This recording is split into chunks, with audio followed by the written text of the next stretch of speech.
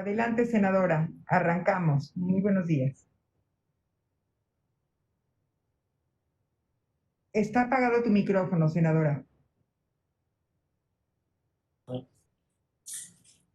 Muy buenos días a todas y a todos los senadores y senadoras que ya están conectados a esta importante reunión. Primero quisiera iniciar con un mensaje para este gran evento. Muy buenos días a todos, tengan todos ustedes. Es un gusto darles la bienvenida en este encuentro virtual con el doctor Erwin Inverfold, economista senior y jefe de las políticas sociales orientadas al empleo de la Organización para la Cooperación y Desarrollos Económicos de la OCDE. Doctor Inverfold, reciba usted el agradecimiento del senador Óscar Eduardo Ramírez Aguilar, presidente de la Cámara de Senadores, y del senador Ricardo Monreal, presidente de la Junta de Coordinación Política del Senado de la República, así como el de las senadoras y de los senadores que integramos el grupo de trabajo sobre el ingreso mínimo vital del Senado de la República, por su disposición para compartir con nosotros su experiencia en un tema que forma parte de nuestra agenda legislativa. Gracias a mis compañeras y compañeros senadores y sus equipos de trabajo que nos vean y escuchen a través de las plataformas digitales por su interés en acompañar e enriquecer este encuentro. Por supuesto, agradezco de manera muy especial la colaboración del Centro de la OCDE para México y América Latina, y en especial al maestro Roberto Martínez Illescas, director del centro, y a la licenciada Adriana Montejano González, gerente de Asuntos Públicos, sin cuyo apoyo no habría sido posible estar reunidas de manera virtual el día de hoy.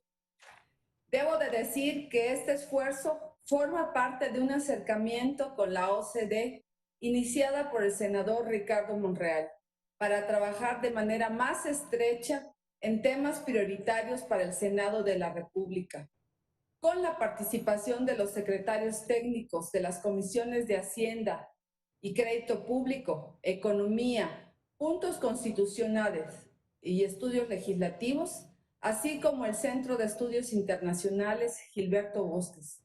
Se han venido definiendo varios temas de interés que serán motivo de trabajo conjunto entre el Senado de la República y la OCDE. La pandemia por el virus SARS-CoV-2 COVID-19 puso de manifiesto que el mundo no estaba preparado para hacerle frente a un reto de tal magnitud y características.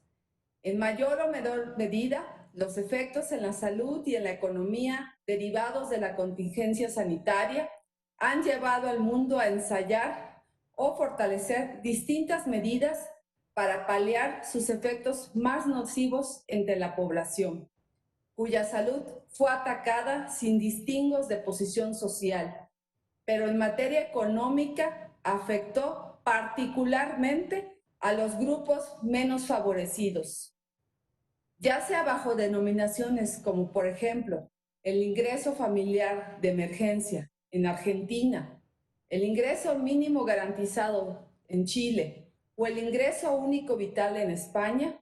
Se han dispuesto o delineado propuestas orientadas a apoyar con determinados recursos y durante ciertos periodos la economía de los hogares o personas a manera de garantizarles un nivel de vida básico. El mundo ha buscado implementar medidas que ayuden a las personas y, en caso, a las empresas a sortear los efectos generados por la crisis del COVID-19 mediante la entrega de cierta cantidad de dinero cada mes, que garantice la subsistencia decorosa de quienes hayan perdido su empleo a causa de la pandemia. En los últimos meses, integrantes de los distintos grupos parlamentarios también han presentado en este Senado diversas propuestas en materia. En el grupo de trabajo sobre ingreso mínimo vital en el Senado de la República, Estaremos analizándolas. En este proceso será muy útil conocer lo que ha sucedido con iniciativas similares en otras latitudes del mundo, saber cómo han funcionado, cuáles han sido las bases de su operación, cuáles son sus resultados más destacados y los obstáculos que han superado aún que se deben superar. Pero este análisis, el expertise del doctor Immervoll será muy valioso. El doctor Immervoll, a quien escucharemos en unos momentos, cuenta con una destacada trayectoria en diversas instituciones internacionales, académicas y de investigación, colaborando en materia de políticas tributarias, de transferencias, pensiones, salario mínimo, protección social y redes de seguridad, y particularmente en sus trabajos más recientes. Se ha enfocado en las herramientas de apoyo de las políticas de fomento del empleo, examinando las consecuencias de un ingreso básico universal, evaluando las implicaciones de las crisis económicas en las políticas sociales y de empleo. Sin más preámbulo, cedo ahora el uso de la palabra al maestro Roberto Martínez Illescas, director del Centro de la OCDE para México y América Latina. También quiero, si me lo permiten, agradecer que ya están conectados los senadores Patricia Mercado, la senadora Nubia Mayorga, el senador Zamora, el senador Alejandro Armenta, el senador Damián Cepeda, y bueno, estaremos mencionando de los que estoy viendo en pantalla. ¿Es cuánto? Entonces le cedemos la palabra a Roberto Martínez Illescas.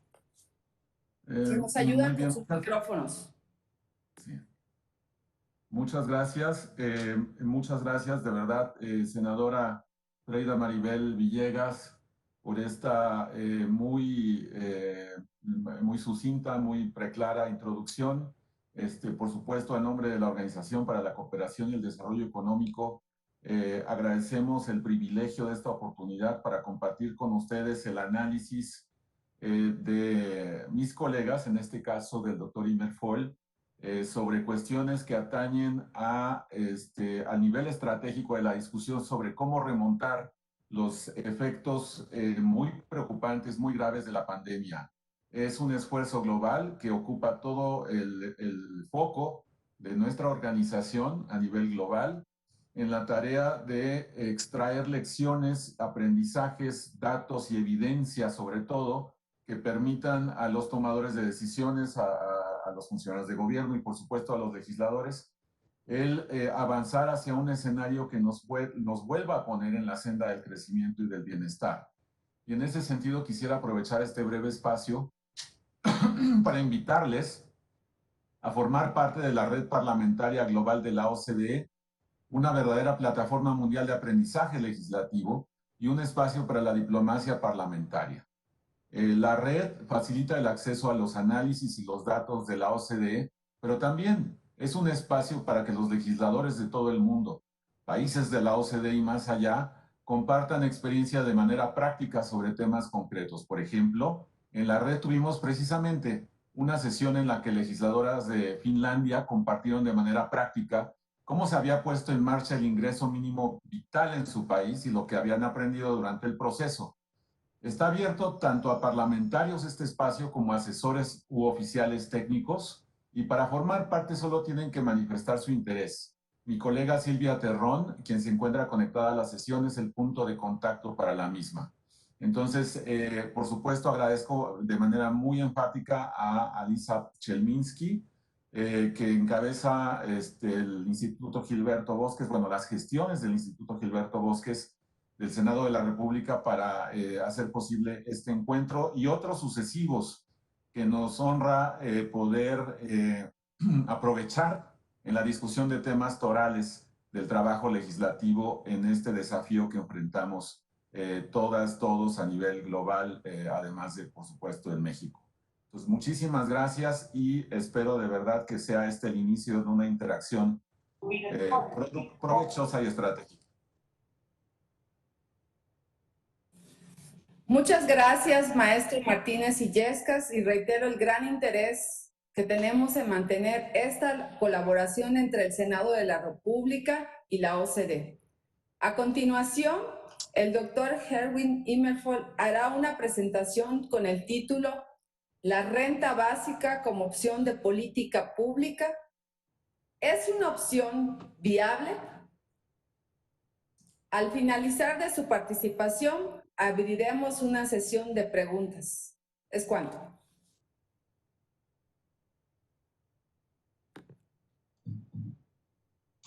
Well, thank you very much.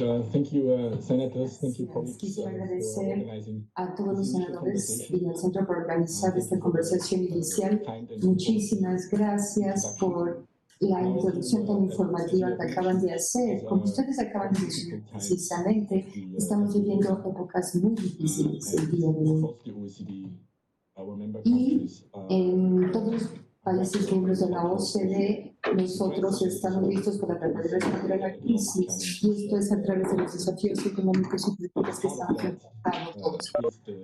De eso, como parte de esta discusión sobre la renta básica, hay contribuciones muy importantes e interesantes para el debate, y para ello también hay que utilizar no solo el debate, sino la imaginación de la gente, y esto no puede suceder todas las veces.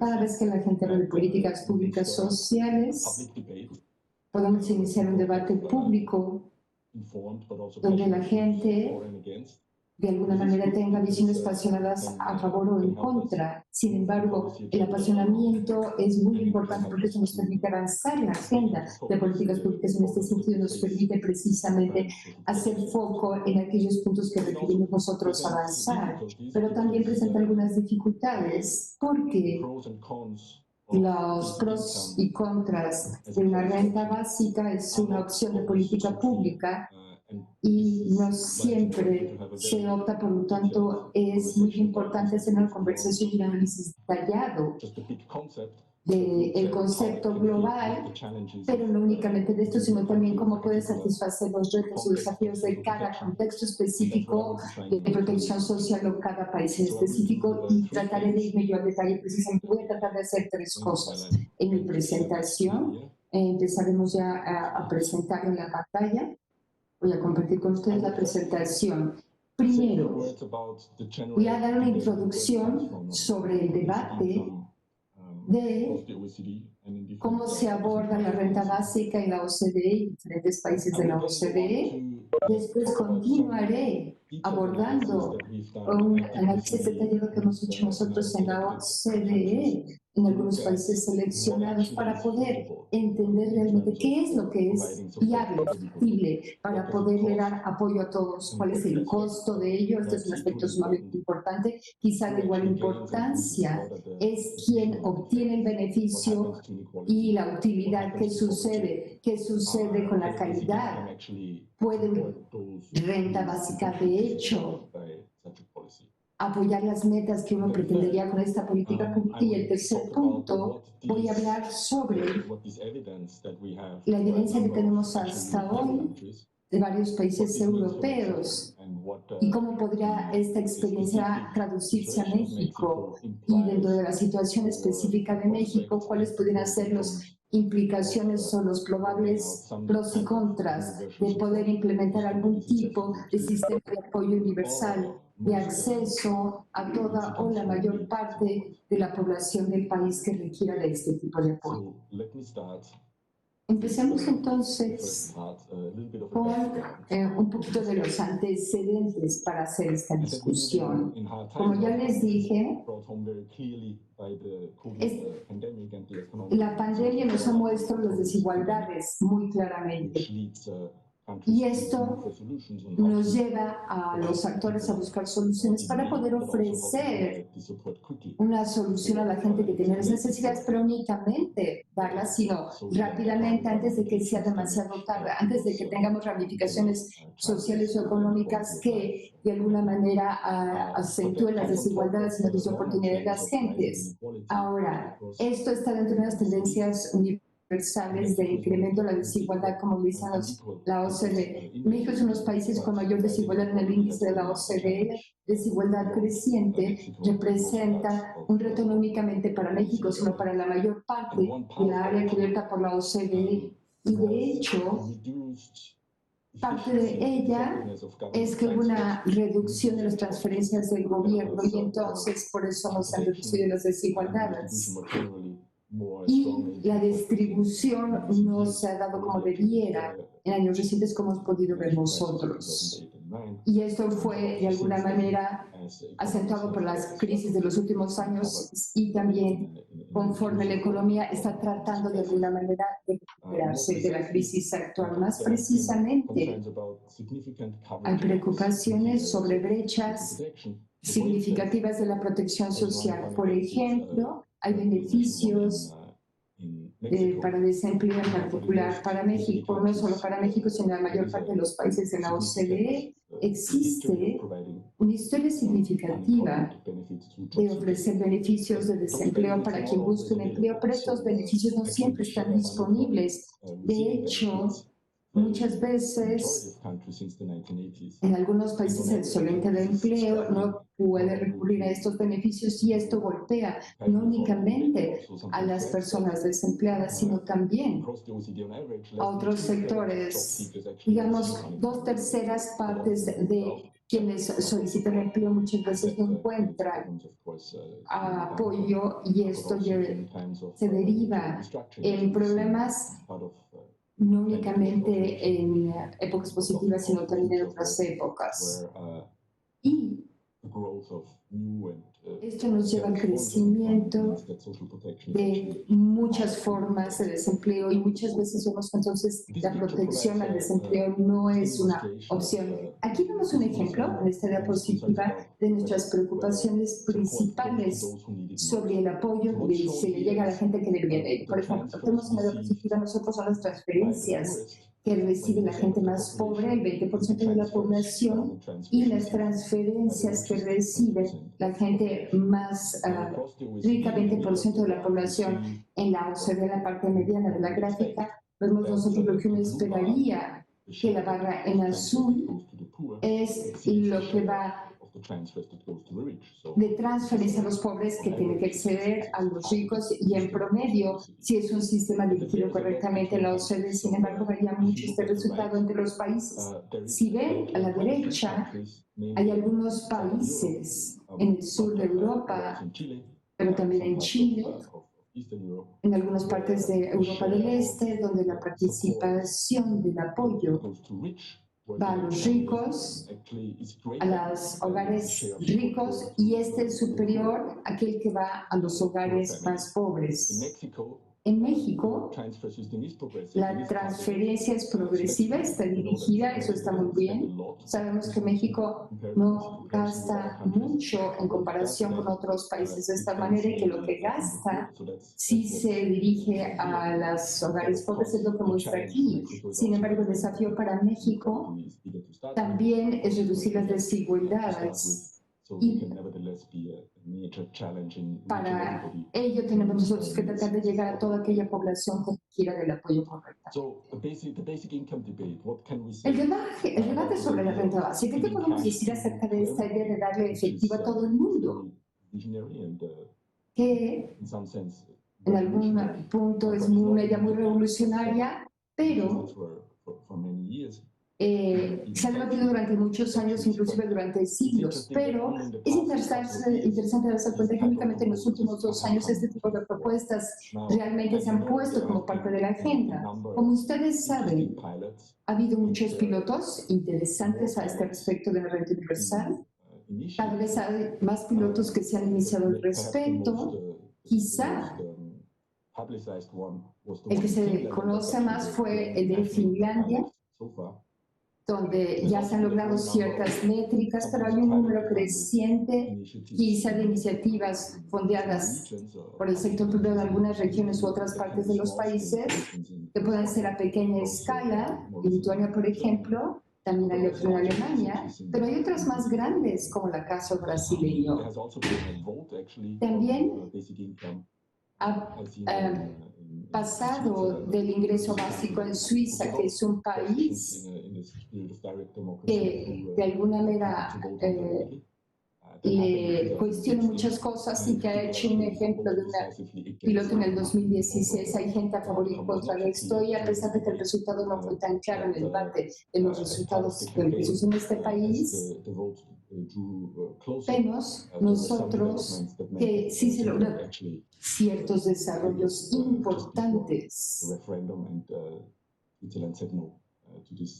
Justo en la implementación de esta iniciativa de política y otras iniciativas que se han implementado en otros países de la OCDE y que no resultaron exactamente como la OCDE había previsto.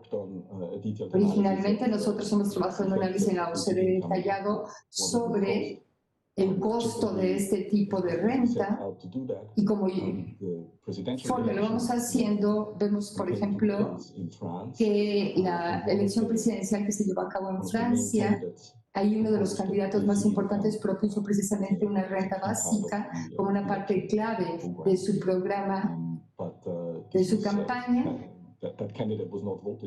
Sin embargo, no se eligió a este candidato y esa iniciativa entonces no se implementó. Sin embargo, no toda la discusión es sobre renta básica. Y no quiere decir esto siempre dar efectivo a todas las personas. Hay diferentes, digamos, opciones o enfoques al debate, y el debate tiene que ver muchas veces con lo último que ha sucedido, pero hay diferentes enfoques.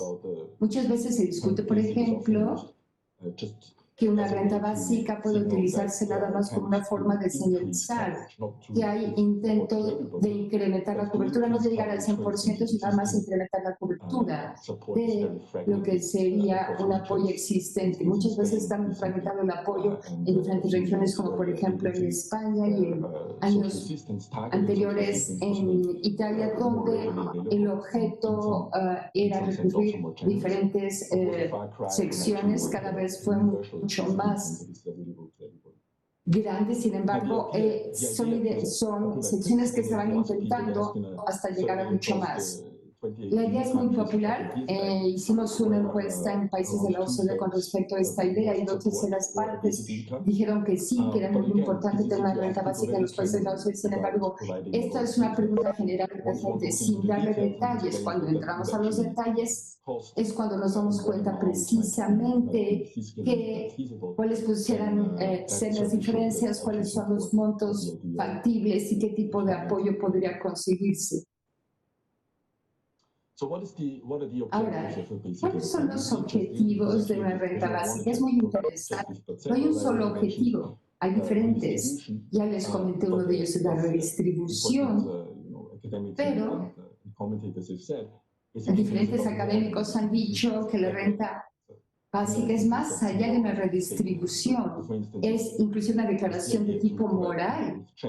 Esa es la idea de darle a la gente realmente una ayuda para liberarla de las limitaciones económicas que tiene, y puede de alguna manera a ellos pues esperar un poquito más para conseguir un empleo o acortar su horario laboral, de manera que pudiera hacer otras tareas y que sean benéficas para la persona para el futuro. Por ejemplo, dedicarse a educar o estudiar o buscar el empleo correcto. También se ve la renta básica como una forma de facilitar a la gente a eliminar ciertos riesgos o poder llevar a cabo otro tipo de trabajo, y así poder ayudar a otras personas dentro de los hogares o de su entorno.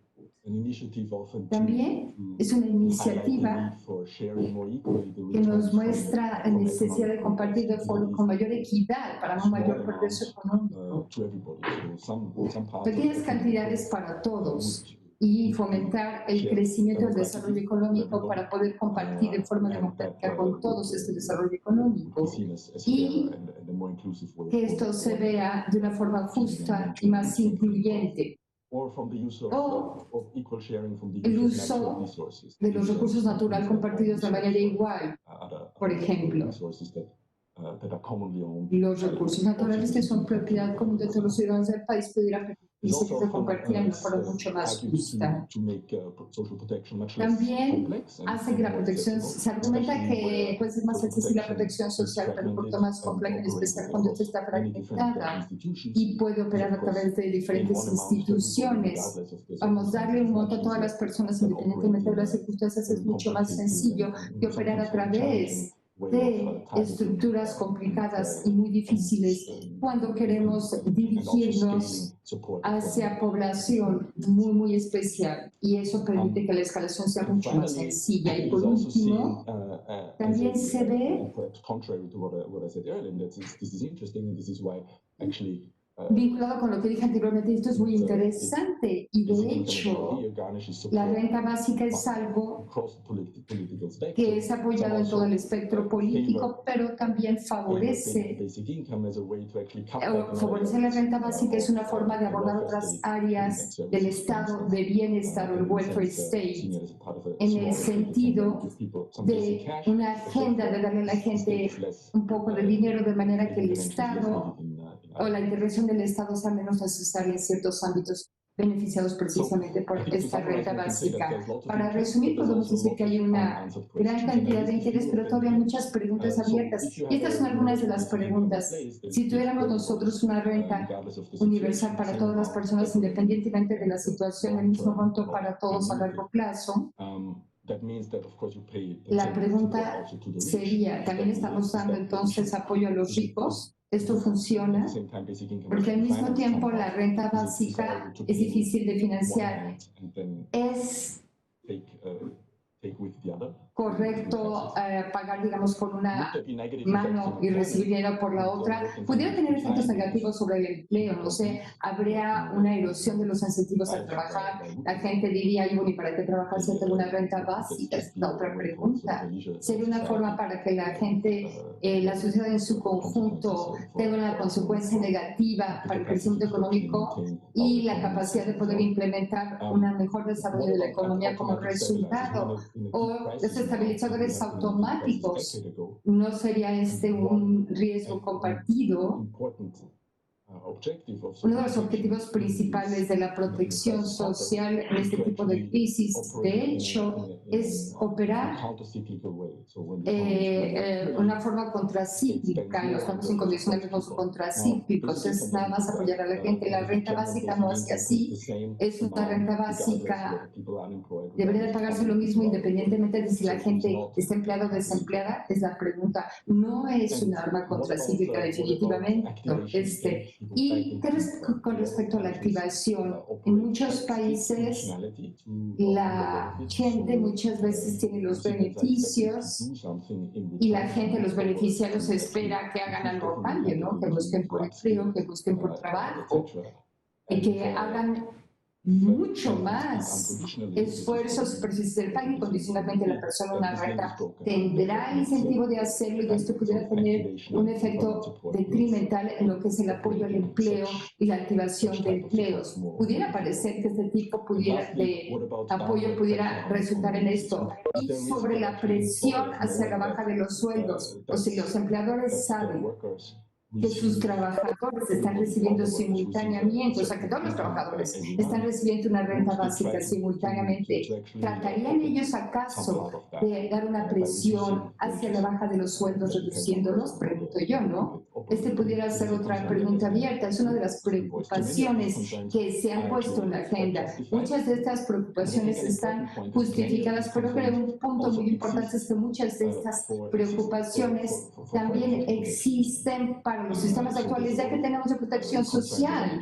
Así que hay muchas preocupaciones, como lo dije ya anteriormente, de que la protección social no sea lo suficientemente buena, que sea demasiado costosa y que no ayude a la estabilización buscada en esta crisis. Por ejemplo, en muchos lugares en Europa, donde los países que sufrieron el problema de la crisis financiera, no vieron la forma de hacerlo a través del incremento en el gasto público. Entonces tenemos que ver si en la práctica esto funcionará correctamente, cuáles son los costos presupuestarios y cómo se vería contra los antiguos prácticas de bienestar social. Hay que ver los efectos distributivos en cada país, en cada uno de los sistemas, quién gana y quién paga, y esto nos permitirá a nosotros para ver en qué países funciona, cuáles serían los costos presupuestarios de los mismos.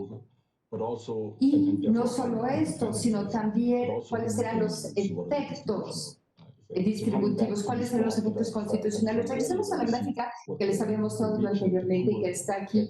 Aquí vemos nosotros este sistema actual proteccionista. Si vemos lo que haría una renta básica, es muy sencilla, tendría este comportamiento. Todo el mundo tendría el mismo monto. En algunos países, como pueden ver al lado derecho, haría que si hubiera una mayor redistribución del ingreso en comparación con los sistemas que tenemos ahora, pero nosotros vemos que también incluiría muchos que son los ricos, en el caso de México ahí, en otros reduciría de alguna manera quizá una distribución, una mejor implementación distributiva. Entonces tenemos que diferenciar nosotros si esta renta básica universal igual para todos beneficiará o no dependiendo de la posición de cada uno de los países. ¿Qué podemos decir acerca de la viabilidad?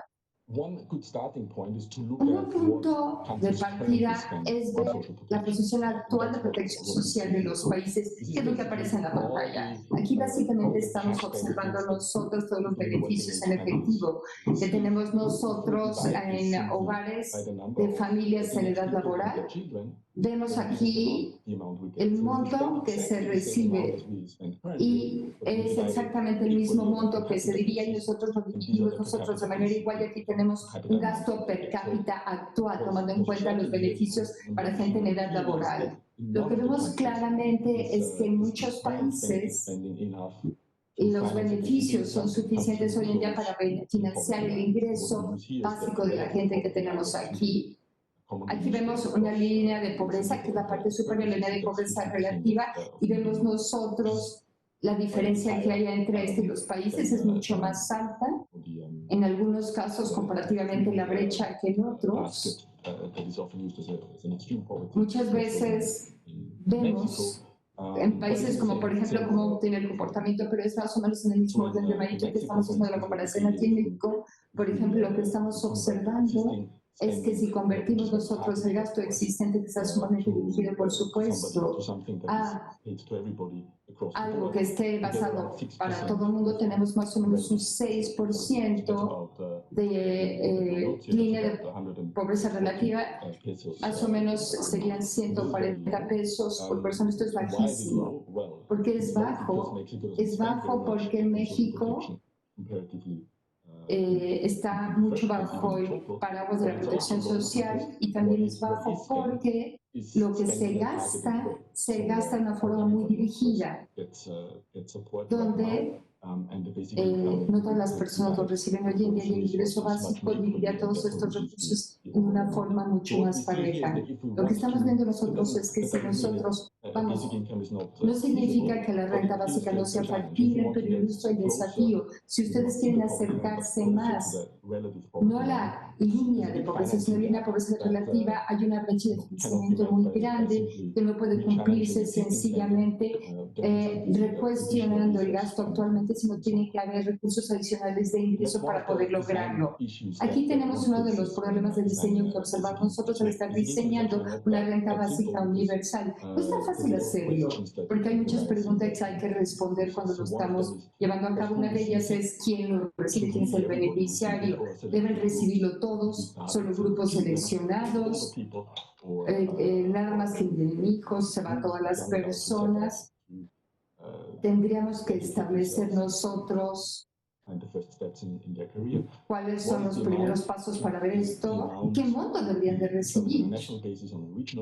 En forma nacional, quizá en forma regional, debe estar vinculado con el umbral de pobreza o el salario mínimo, beneficios o condiciones sociales actualmente, como sería, por ejemplo, un porcentaje dependiendo de los beneficios sociales de cada grupo, tendría que ser con base al salario mínimo, será en base a cada hogar o en base al ingreso de la familia, o sobre qué base podría hacerse, qué monto. Hay muchas opciones posibles sobre el ingreso.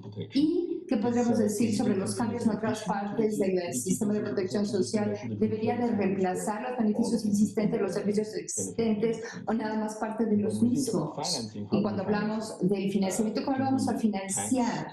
¿Vamos nosotros a hacer cambios tributarios? ¿Vamos a hacer cambios al sistema tributario para evadir ciertas excepciones fiscales para los ricos, o debe de grabarse, por ejemplo, la renta básica? Esa es otra pregunta.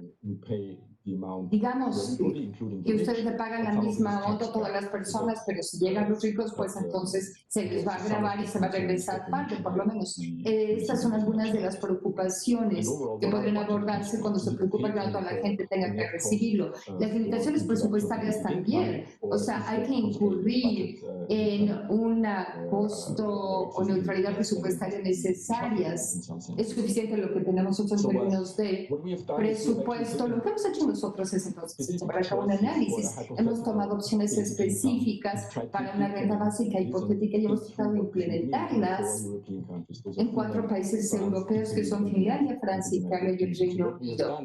Y lo que hicimos fue lo siguiente. Nosotros tomamos montos muy por encima de los que aparecen en esta pantalla, porque lo que dijimos, que si nosotros pagáramos una renta básica que sea similar al nivel actual del ingreso mínimo garantizado ahorita en los 4 países que elegimos, este ingreso mínimo garantizado está también por encima de la línea de pobreza, pero está mucho más cercano a la línea de pobreza relativa que la de los otros países. Así que vamos acercándonos más aquí. Esto no va a erradicar las inigualdades, pero va a reducir esta línea de pobreza relativa. Estos son los montos que se decidió, están a la derecha, y aquí vemos nosotros los porcentajes de movimiento relativo a la línea de pobreza. Esto fue financiado evadiendo la mayor parte de los beneficios en efectivo existentes en estos países.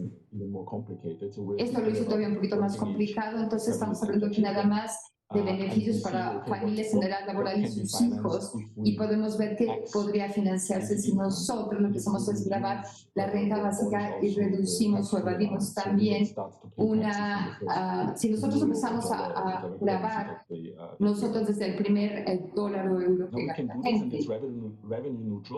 Aquí vemos que es neutral en términos de ingresos. Este es un ejercicio que hicimos también nosotros. Y si ustedes gastan cualquier tipo de dinero, como vemos aquí, podemos lograr nosotros las metas en términos de redistribución y evitar la pobreza. Pero lo que es interesante ver es lo que se puede hacer con cambios agregados en ingresos fiscales y gasto de beneficios. Que sea neutral la renta no quiere decir que vamos a cambiar en sí los impuestos. Así que para poder financiar todo esto, como aparece en la pantalla, debería de haber reducciones neutrales en términos de beneficios, como se muestra a nosotros a la izquierda, como porcentaje del PIB, pero también un incremento muy importante sobre la renta como porcentaje del PIB a la derecha. Como ven, los incrementos son muy importantes en el orden de hasta 2 o 10% del PIB. Entonces, mucho más impuestos para poder financiar este tipo de ayuda. En términos de pérdidas y ganancias, ¿qué significaría? Bueno, menos personas. Es muy interesante ver los resultados porque la renta básica es muy sencilla, los sistemas actuales de protección social no son muy sencillos, así que si ustedes reemplazan algo complejo como lo que tenemos ahorita por algo más sencillo como una renta básica, vemos que es mucho más claro lo que gana o pierde a la gente, como aparece precisamente en la pantalla. Los elementos en azul de estas partes son pequeñísimos. Básicamente son las personas para quienes casi nada cambió, tienen el mismo apoyo que recibían antes. Algunas otras ganaron bastantes, como pueden ver, en especial en Italia, Francia y Finlandia. Pues están mucho mejor que antes, pero también hay personas que pierden. ¿Por qué? Porque las que pierden más que las que ganan en estos términos porcentuales. Aquí es muy interesante también ver al apoyo político para ver cómo podría implementarse.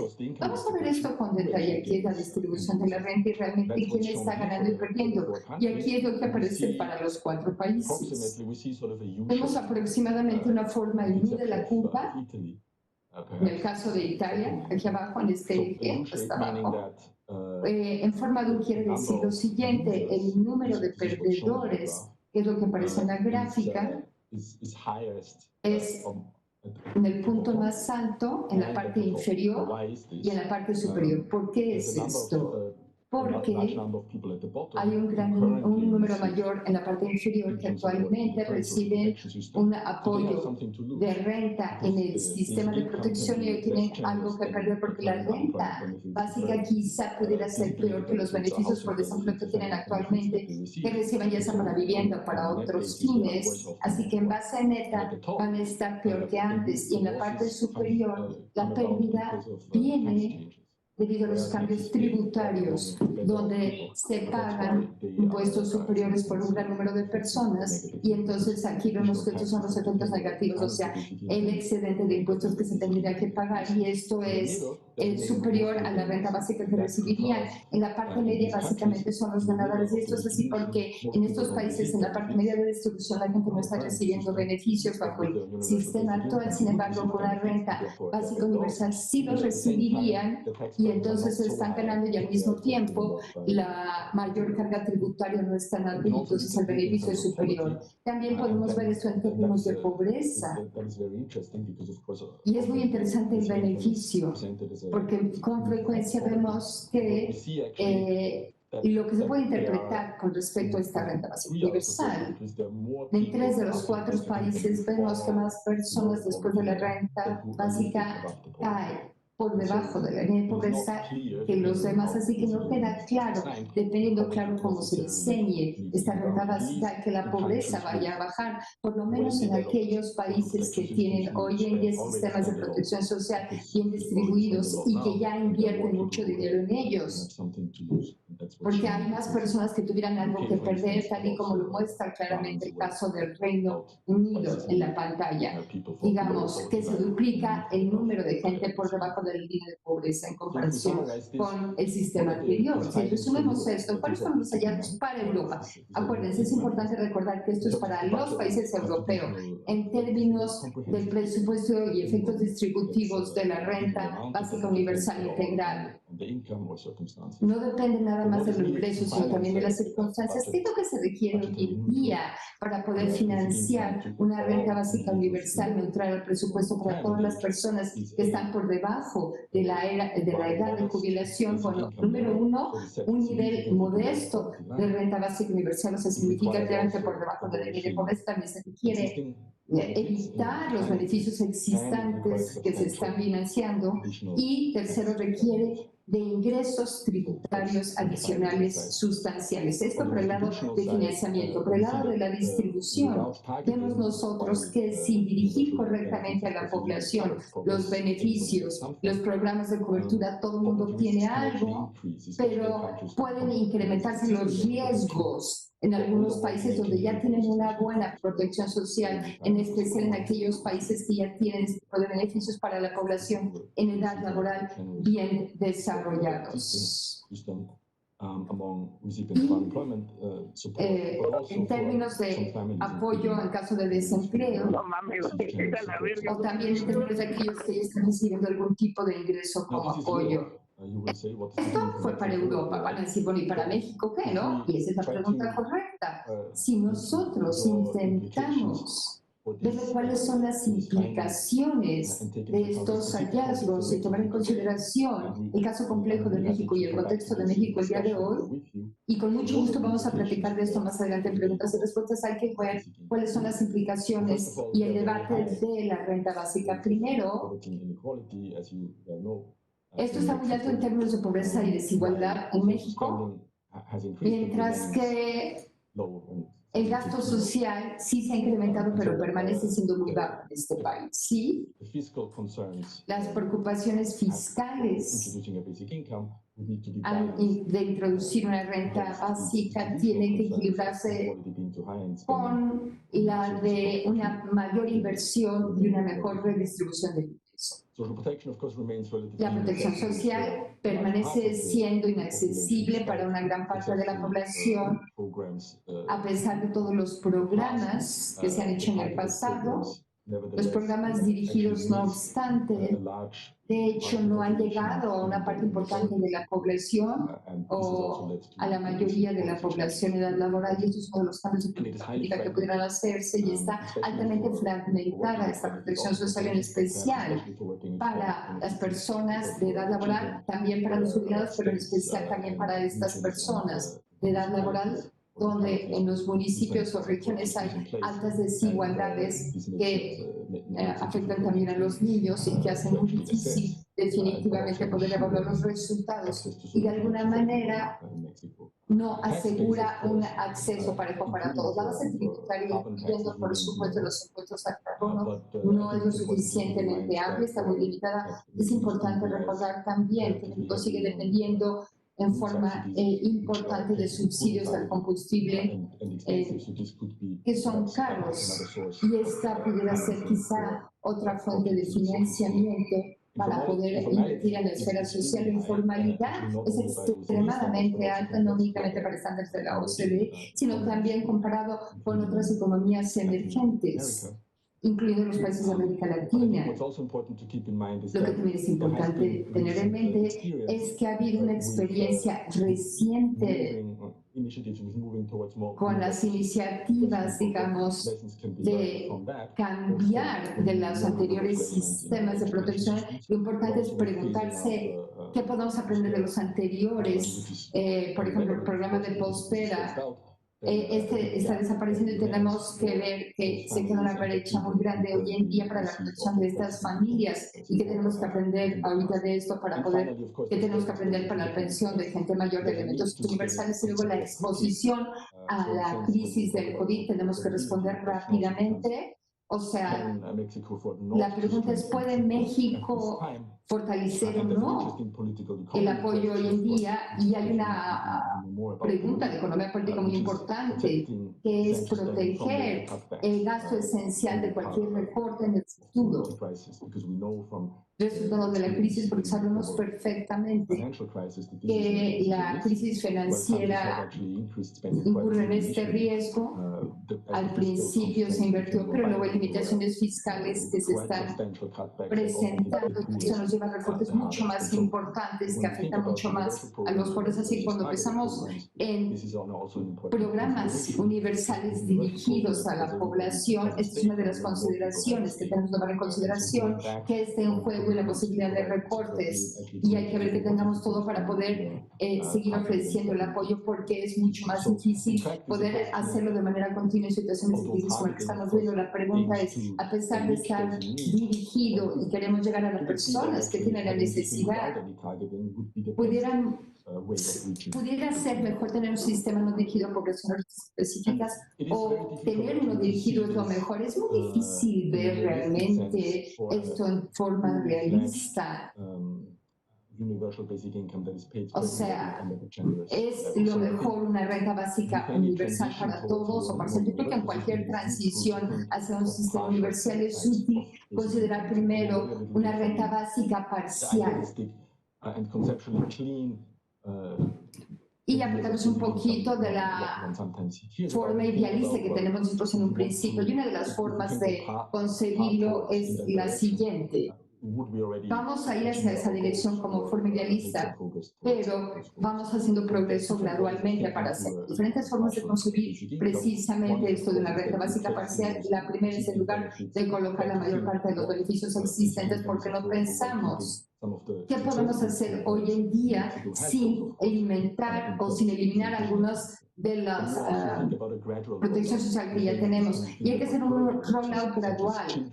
Podemos incluir primero únicamente a niños, por ejemplo, o hacer un rollout, por ejemplo, basando lo que tenemos en Prospera, o nuevos cohortes de adultos jóvenes, quizá.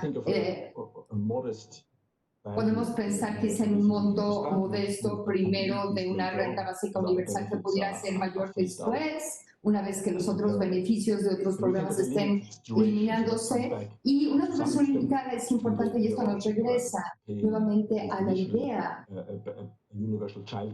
de pagar inicialmente únicamente una renta universal por un periodo. O sea, hay que ver que nada más lo estamos aplicando nosotros para esta reducción de inequidad y la población afectada. Pudiera verse también esto de una renta básica parcial, es decirle a la gente cuando ellos quieren recurrir a esta renta básica. O sea, todo el mundo, digamos, tendría la posibilidad de poder recurrir a una renta básica, como si tuviera su cuenta, por así llamarlo, y esta puede estar limitada por el Estado, controlada por el Estado. Sin embargo, estas personas nada más van a tener acceso a cierta cantidad de dinero, de manera que la gente no recibiera una renta básica para toda la vida. Tendría que optar por esta cantidad en estos meses y decide ella cuándo utilizarlo.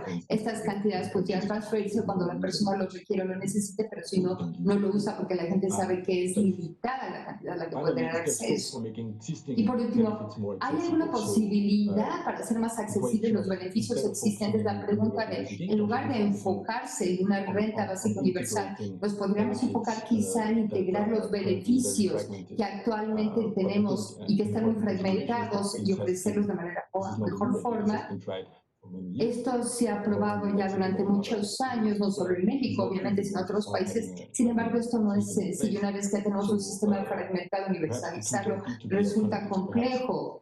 Quizá una renta universal básica pudiera introducirse poco a poco mientras nosotros tenemos simultáneamente algunos otros beneficios de un sistema universal, y hay algunas iniciativas simultáneamente para poco a poco dirigirnos,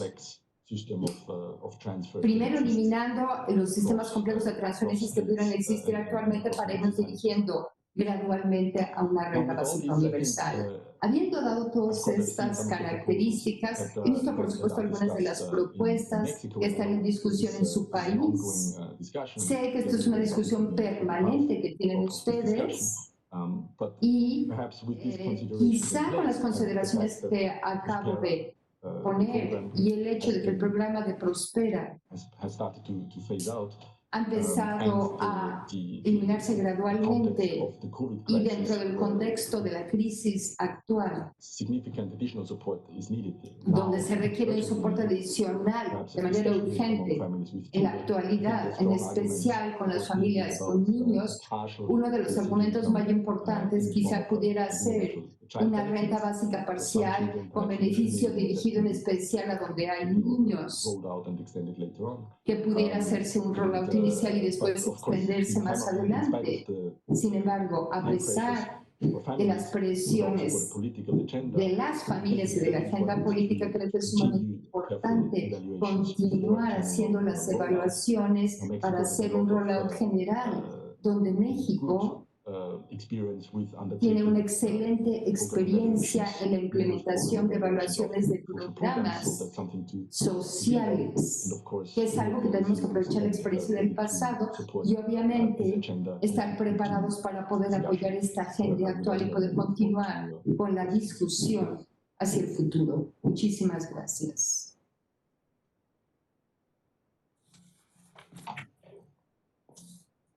Muchísimas gracias, doctor, por esta nutrida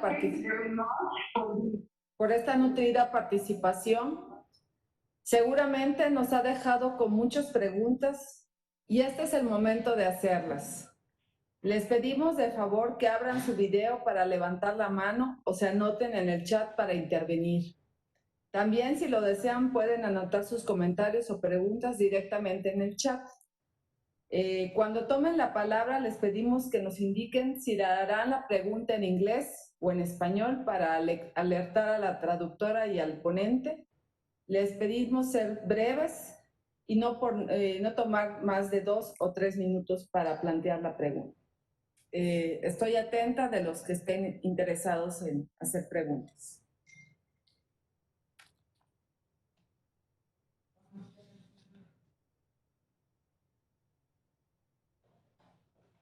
La senadora Mercado.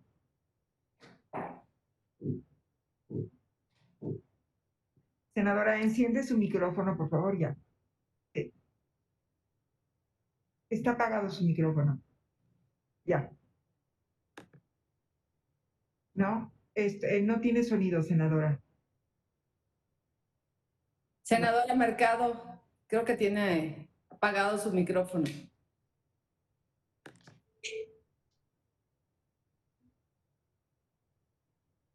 A ver, no la escuchamos, senadora.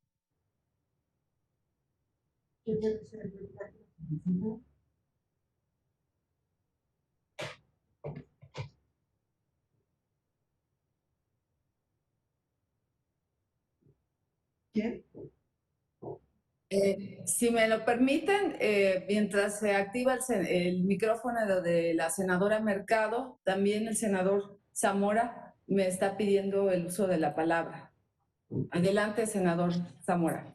Sí, muchas gracias. Yo creo que le haría la pregunta en inglés al doctor Immerbaum.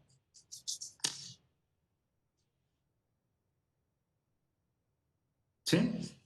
Bueno, thank you so much, Mr. Dr.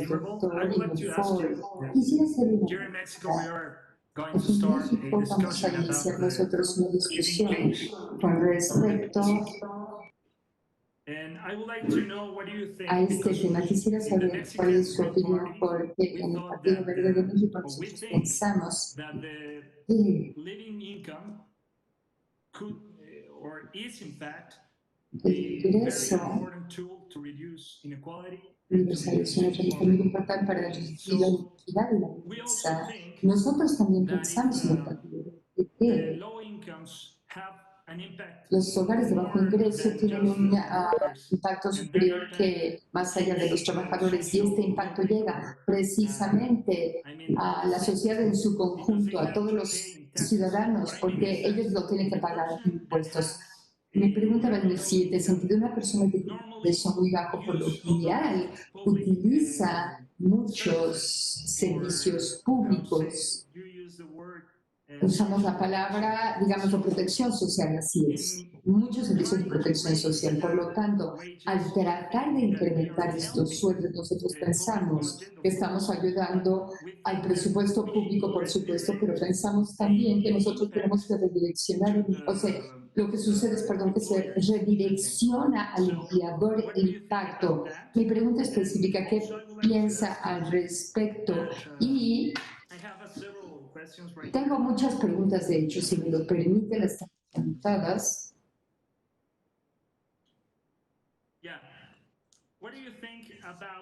¿Qué piensa sobre el incremento del ingreso como nos acaba de describir? ¿No cree usted que podrá llevar a una inflación el incremento de los sueldos? Porque lo podemos ver. Usted acaba de decir que es muy importante tratar de llegar a esta línea de pobreza. Entonces, ¿qué piensa? ¿No cree usted de que pudiera esto impactar la inflación? ¿Qué tanto podemos implementar sin impactar la inflación? Y segundo, ¿cuál es el impacto sobre los precios de los productos en caso de que hagamos esto? Y tercero, y esta es mi última pregunta, ¿cree usted que si nosotros incrementamos los sueldos con el fin de tratar de llegar a un ingreso de bienestar, podría esto tratar o reducir el empleo o llevar a un desempleo o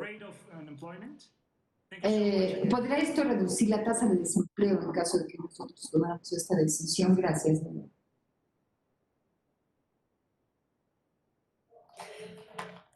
Gracias, senador Cepeda. Senador Zamora. Perdón, senador Zamora, es que ya noté al senador Cepeda que me pidió también la palabra. Si me permiten poder hacer las preguntas por parte de todos los senadoras y senadores, y al final el doctor pudiera contestarnos a cada uno de ustedes. No sé si la senadora Mercado ya tuviera activado su micrófono. Dr. Immervoll, is this agreeable for you to answer questions at the end? ¿Prefiere Once usted everybody responder has las asked his preguntas al question? final, una vez que todo el mundo ya haya preguntado? Senadora Mercado, ya tiene... ¿Ya me escucha? Sí, ya, perfecto. Ahora sí.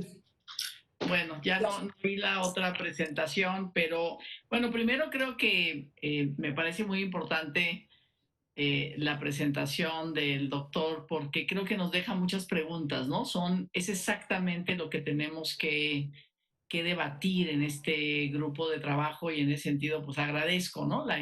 No solamente la reflexión, sino poner en la mesa lo que nos tenemos que preguntar. O sea, no es un tema solamente tenemos dinero o no tenemos dinero, porque ahí se acaba la discusión, ¿no? Sino creo que es mucho más allá de eso si encontramos los caminos de una política de ingreso mínimo, de ingreso básico, de ingreso universal, pues me parece que entonces podemos de alguna manera reflejar en el presupuesto público en las prioridades, ¿no? Las prioridades y las decisiones que podamos tomar. A mí me parece que en este momento, así como la pregunta es, así como está planteado que el ingreso básico universal podría ser con la población de 18 a 25 años, con las familias que tienen niños menores de 15 años, aquí en México, incluso en algún momento pensamos que podía ser universal para todos y todas en los estados más pobres del país, que son 3, 4 estados en nuestro país.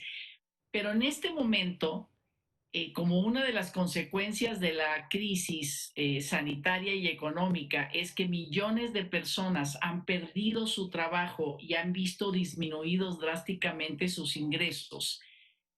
Hay una discusión con distintos títulos y distintos nombres de propuesta, pero si esa universalidad, ese ingreso universal podría ser para estas personas, es decir, sin juzgar si eres un trabajador especializado o eres un campesino. Si perdiste tu trabajo o viste disminuidos tus ingresos y te inscribes para para recibir nosotros le llamamos ingreso vital en esta emergencia, pues podría ser una forma, o sea, como una primera entrada a lo que podría ser más adelante, pues una decisión o una discusión sobre la renta básica universal, ¿no? En el sentido que se está planteando. Entonces, la pregunta es, ¿cuál es la experiencia que se está viviendo hoy en otros países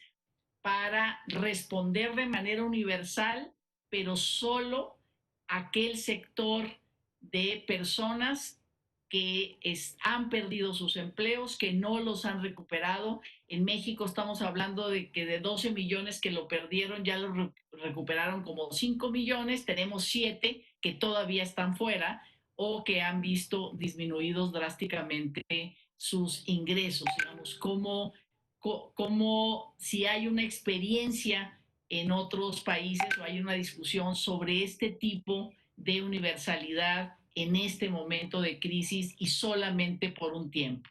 Gracias. Gracias. Tiene la palabra el senador Cepeda, Damián Cepeda. Gracias, un saludo a todos, qué gusto me da verlos, que estén bien, muchas gracias por este ejercicio.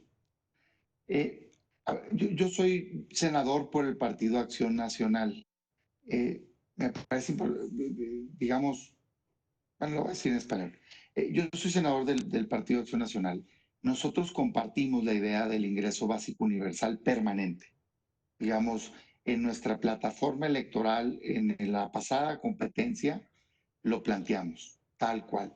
Sin embargo, estamos muy conscientes, coincidiendo en mucho de la presentación que ahorita nos acaban de hacer, que ese debate es un debate muy amplio y que particularmente se requiere probablemente una reforma fiscal y sin duda una reorientación brutal del gasto, ¿no? Junto con este análisis profundo del, digamos, sistema de seguridad social.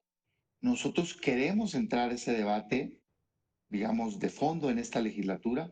Esperemos que podamos aprobarlo, conscientes que seguramente será algo que tendrá que entrar paulatino en un periodo de tiempo y que pudiéramos ir avanzando por sectores. Dicho eso, lo que hoy en la crisis hemos propuesto no es eso. Nosotros hemos propuesto un ingreso básico universal para la emergencia. O sea, específicamente la propuesta que hicimos, que pusimos en la mesa y que estamos queriendo impulsar, es tomar esta idea y como usted concluía al final, de, bueno, ¿cómo lo podemos ir adecuando? Adecuarlo exclusivamente para esta crisis temporal y tomar la palabra universo como la definición matemática. La definición matemática no implica que son todos los seres, pues, ¿no? Implica un grupo determinado de individuos o de productos que tienen características similares entre sí. Eso es lo que determina tu universo. Entonces, nosotros lo que estamos diciendo es, ¿por qué no tomar esta idea de transferencia directa, de apoyo directo y dárselo en este momento por el tiempo necesario de la crisis al que lo requiera?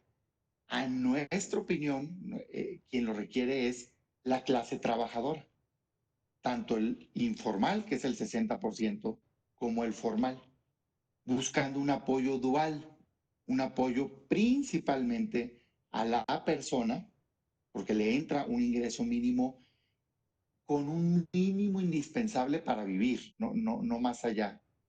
Y también permitiendo en lo formal una sustitución de salario para poder dar un respiro económico a las fuentes de empleo. Eso es lo que nosotros estamos pensando. Y creo que esto se acerca mucho en las propuestas que tenemos entre nosotros, con distintos nombres.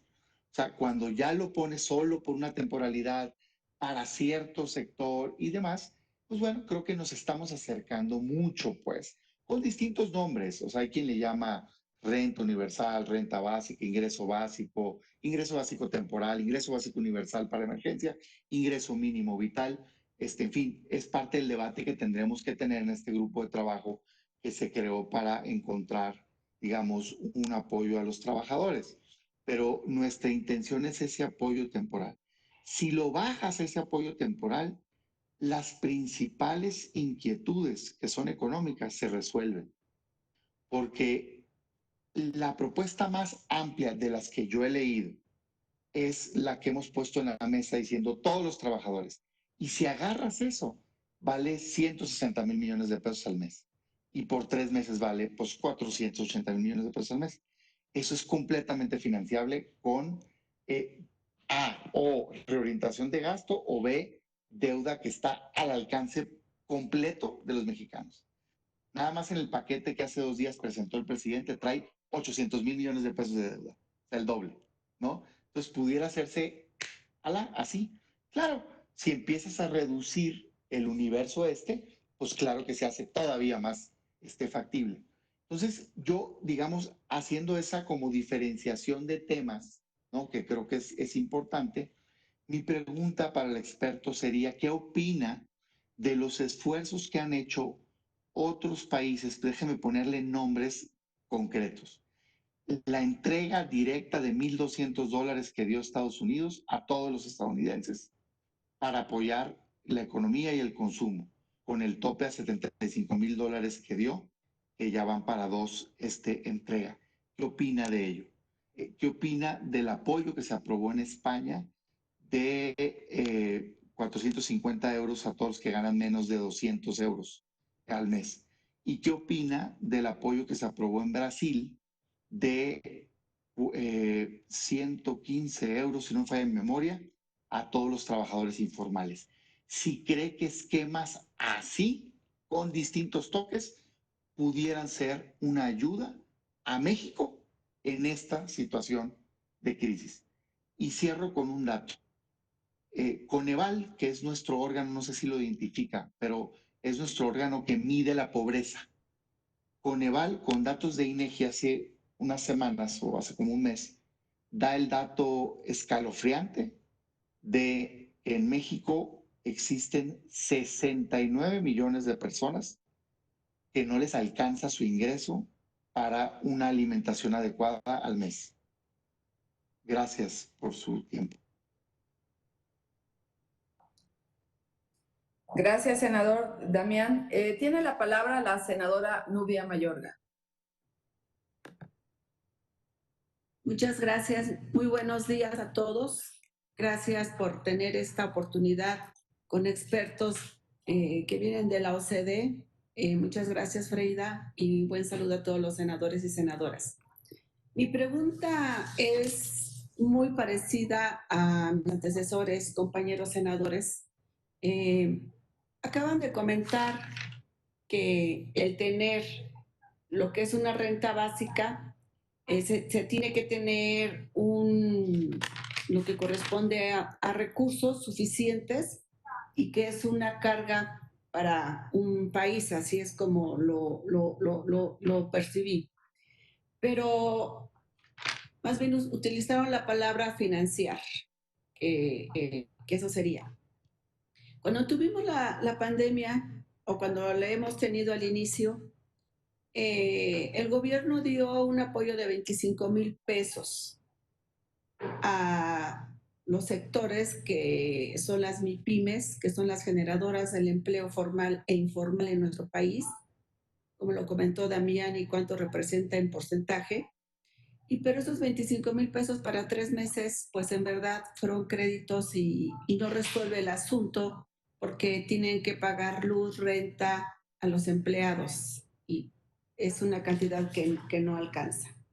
En las condiciones que está México económicamente y como ha presentado el paquete económico, en el cual se está pensando que tiene que haber una redistribución para alcanzar lo que nosotros le llamamos el ingreso mínimo vital para aquellos desempleados que se encuentran, que yo creo que son más de 7 millones de mexicanos ahorita que se encuentran sin empleo, pero que necesitan el apoyo por 3, 4, 5 meses mientras consiguen un empleo y mientras pues el ejecutivo, el gobierno les puede conseguir algún trabajo o que exista la reactivación.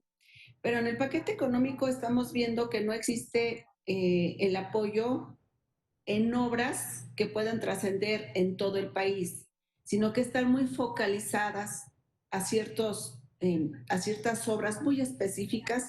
Vamos a decir que la mayoría en el sur, pero son a ciertos estados y no les va a otorgar un empleo total a los estados de estas obras insignias que tiene este gobierno.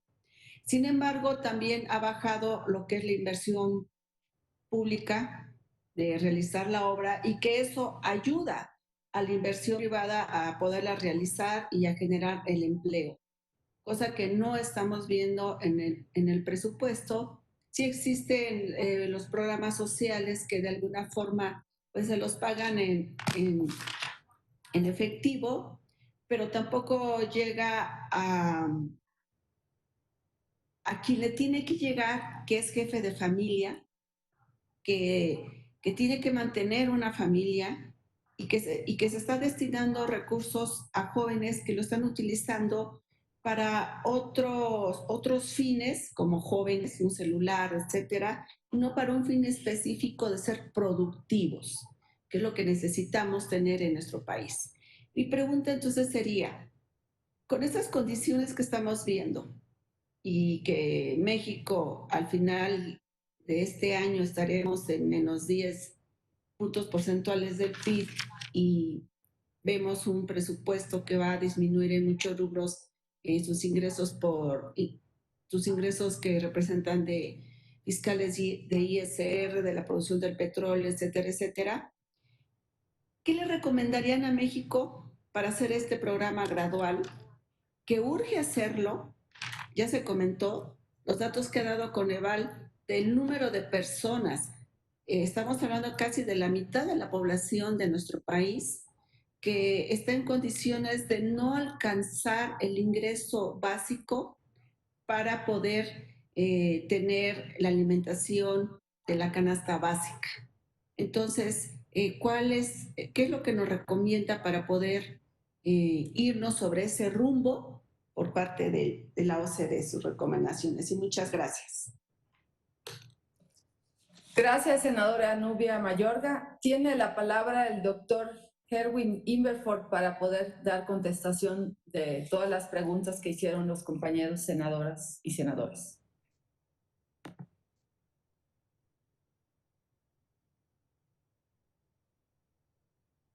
Well, thank you very much. Antes que nada, pues muchas gracias. Fueron preguntas maravillosas. Esto subraya que esta es una primera conversación y que sería de gran utilidad continuar con profundidad teniendo pláticas como esta. Hay muchísimo material que me acaban de dar ustedes para considerar y se los agradezco muchísimo. Voy a tratar de respondiendo a algunas de las preguntas, por lo menos, que ustedes amablemente acaban de hacer. La primera pregunta, la más urgente, claro, se vincula con la crisis actual. Todas las preguntas de ustedes están vinculadas con ello de alguna manera. Y esperamos que esta crisis sea temporal. Sin embargo, hay dificultades muy graves que está enfrentando México, así como muchos de los demás países de la OCDE en términos de la crisis actual. Y creo yo que esto se vincula con las preguntas sobre financiamiento. O sea, ¿qué tanto nos tiene que preocupar a nosotros el financiamiento? Pero también se vincula con la pregunta sobre qué programas son los que debiéramos implementar, en otras palabras. Existe una necesidad de tener una respuesta muy oportuna, porque las brechas de los sistemas de protección social son siempre un problema, pero mucho más son un problema cuando tenemos una alta o un alto grado de la población afectada. Y si ustedes lo que quieren es facilitar una rápida recuperación, pero que sea incluyente a la vez, tenemos que actuar rápidamente y que el dinero tenga que llegar a quien tiene que llegar.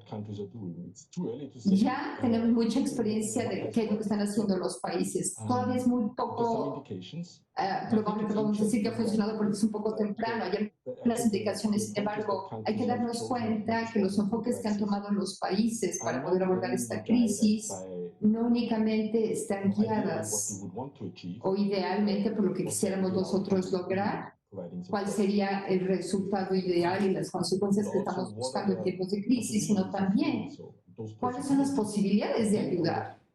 Y estas posibilidades dependen de los sistemas de protección social que tiene cada país implementado hoy en día. Así que en países que tienen una tasa de desempleo significativamente alta, esta se ha incrementado claramente debido a la cantidad de pérdida de empleos que se ha llevado la crisis, y continuemos que siguen creciendo, por ejemplo, estas cifras en los Estados Unidos, que son impresionantes por el afecto del elemento humano. Y la parte de la razón por la cual vemos estas cifras con tanta claridad es que estas corresponden a los planos de beneficios para el desempleo que se tiene que dar a la gente. Hay muchos beneficios de desempleo, así que en muchos casos la gente que tiene un desempleo tiene la oportunidad de pedir estos beneficios, pero también esto afecta también la posibilidad de poder tener una recuperación de un mercado de empleos en países que tienen una alta experiencia con algo que se llama un esquema de trabajo de corto tiempo. Todavía han tenido más éxito. ¿Por qué razón? Porque gran parte del dinero se dirigió no a ayudar a la gente desempleada, sino a ayudar a la gente, a la generación de empleos de las personas. De las empresas recibieron apoyo precisamente para no despedir a la gente, para mantener a la gente ahí y definitivamente lo que podemos decir, compensa reduciendo el horario laboral, pero no despidas a la gente, y ese es el tipo de beneficios que se dieron a este tipo de personas. O a la gente que permaneciera en confinamiento, no únicamente por razones económicas, sino por razones de protección a la población, se pidió que la gente trabajara de sus casas. Otros países que no tenían este tipo de apoyo tan orientado a la conservación de empleos, también lo que tenía que hacer es dar un apoyo lo mejor posible. Con frecuencia se hizo a través de programas más universales, temporales, con frecuencia, como por ejemplo, pago de una sola vez para los hijos, o pago de una sola vez para todas las personas, como fue la opción de los Estados Unidos, porque fue la forma más rápida para ellos de poder dar un apoyo. Así que si existe una forma de poder, de hecho,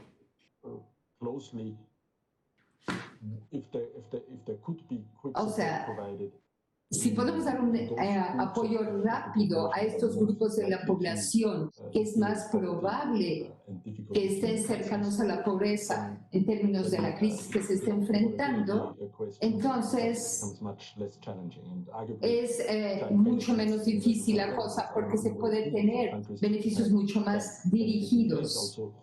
Y ahí podemos tener beneficios, por ejemplo, para niños en, por ejemplo, países emergentes como Sudáfrica, y ese sistema tenía ya una forma rápida de poder escalar el apoyo de tal manera que se pudiera ayudar a la gente que lo necesitaba para hacer frente a la crisis.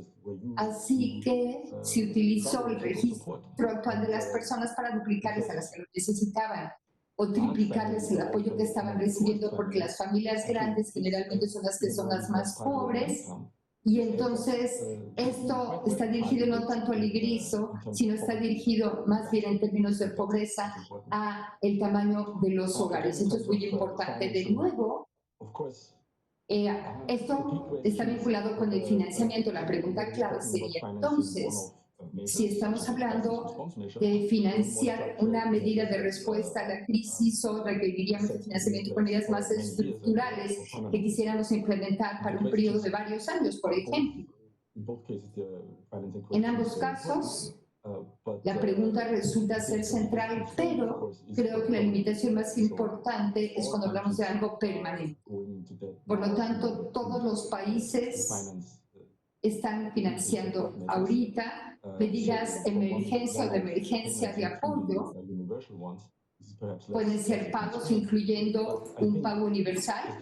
Esto puede tener limitaciones, pero el hecho de que estemos discutiendo y el hecho de que México está en términos hoy en día de su funcionamiento de protección social, que está enfrentando muchos retos en términos de redistribución para llegar a los que más lo necesitan, sería perder una oportunidad no abordar esto de la respuesta a la crisis, pero desde el principio, dando respuesta a la crisis, ahorita podemos nosotros afrontar a un panorama más largo plazo. Así que el debate de la universidad pudiera verse hoy en día, como dicen ustedes, como una respuesta a la crisis, pero darle forma desde un principio a algo que en el futuro nos permita a reducir la pobreza, en especial entre los niños, o sea, dándoles un beneficio oportuno.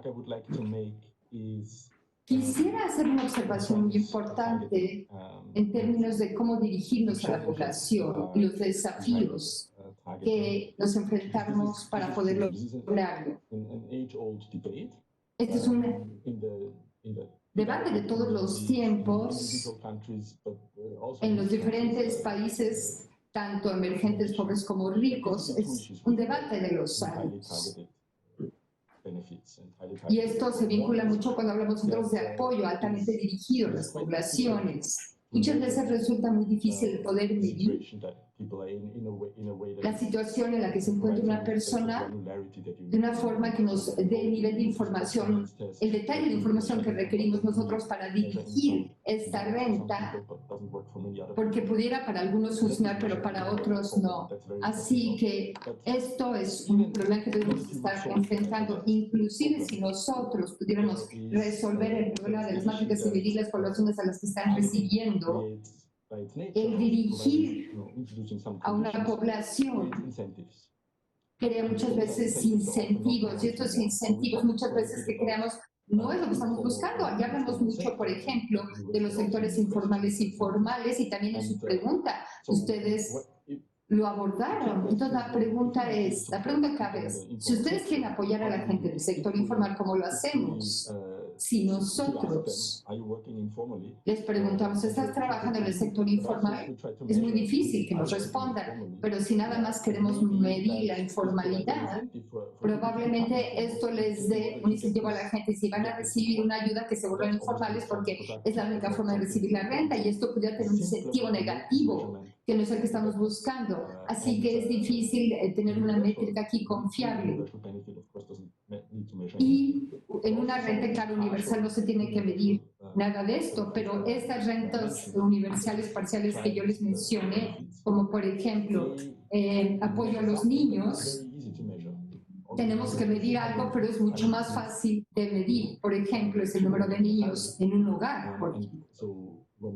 ¿Cuántos niños viven ahí? Cuando hablamos nosotros de la factibilidad de poder dar apoyo a otros, este es un punto crucial. Pero gracias por sus preguntas, muchas gracias por la invitación, gracias por el interés, gracias por el tiempo, gracias por dedicarle tanto tiempo tan valioso a esto. Muchas gracias por todo. Y me encantaría tener una plática de seguimiento con ustedes y que como grupo pudiéramos abordar con más detalle este tipo de cuestiones. Gracias, muchísimas gracias a todos ustedes por haber asistido. Muchísimas gracias, doctor Herwin Immervoll. Agradecemos a todas y a todos su participación e interés en este ejercicio. Y para cerrar este encuentro, le doy la palabra al senador Alejandro Armenta, presidente de la Comisión de Hacienda y Crédito Público. Gracias, senadora Maribel, compañeras, compañeros senadores. Nos da mucho gusto los resultados de este encuentro virtual con los grupos de trabajo sobre el tema que se ha comentado, el ingreso mínimo vital del Senado de la República, y le agradecemos al doctor Herwin los comentarios, la presentación que hizo, y sin duda todas las participaciones de las y los senadores de manera plural son muy importantes, y estoy convencido que la senadora Maribel habrá de rescatar lo más valioso de las aportaciones. La pandemia, desde luego, ha generado un impacto económico brutal en el mundo y en México de la misma forma. La reapertura económica se ha puesto en marcha de manera gradual y pausada, y es evidente que el sector terciario de nuestra economía, que fue el primero en verse afectado, los prestadores de servicios turísticos, los restauranteros, los hoteleros, fueron los primeros y son los últimos en la reapertura económica, y tenemos que coadyuvar con ellos. Tenemos una gran oportunidad con el paquete económico y la discusión abierta que vamos a hacer de la ley de ingresos, y hay voluntad, yo estoy seguro, de todos los grupos parlamentarios y de todos los coordinadores, y también del propio coordinador del grupo parlamentario de Morena, el senador Ricardo Monreal. Por eso es que México, bueno, ha tenido una historia de participación y apoyo en el presente y en el pasado de programas sociales que hoy este Senado y el Congreso ha institucionalizado a partir del artículo 4º constitucional. Y este tema, desde luego que la Junta de Coordinación Política aprobó se analizara en esta comisión que encabeza la senadora Maribel. Por eso es que Solamente quiero reconocer el nivel del ponente, el nivel de las aportaciones de cada una y cada uno de los senadores, y creo que hay mucho que hacer. En mi calidad de presidente de la Comisión de Hacienda, junto con la Comisión Plural, estaremos abiertos y dispuestos a contribuir con este propósito. Felicidades a todas y a todos, y desde luego nuestro reconocimiento y gratitud al doctor Edwin, economista y jefe de política social orientadas al empleo y a la Organización para la Cooperación y Desarrollo Económico de la OSD. Excelente día, tarde para todas y todos ustedes. Gracias, Maribel. Muchas gracias, senador Alejandro Armenta. Agradezco nuevamente a la oficina de la OCDE en México y al doctor Erwin Immervoll por este encuentro. Para el Senado es sumamente rico tener intercambios de este tipo para conocer con mayor detalle los retos que otros países han enfrentado en la implementación de ciertas políticas públicas que están en la mesa de discusión en nuestro país. Es la evidencia de que el intercambio de experiencias sobre lo que funciona y lo que no funciona ayuda a cortar las distancias entre los problemas que enfrentamos y las soluciones. Muchas gracias a todos los senadores y senadoras por su participación, en especial al doctor Erwin Immervoll y por supuesto a mi querida Alisa por ayudarnos a poder lograr este encuentro que ha sido bastante enriquecedor para todas y todos los senadores. Gracias.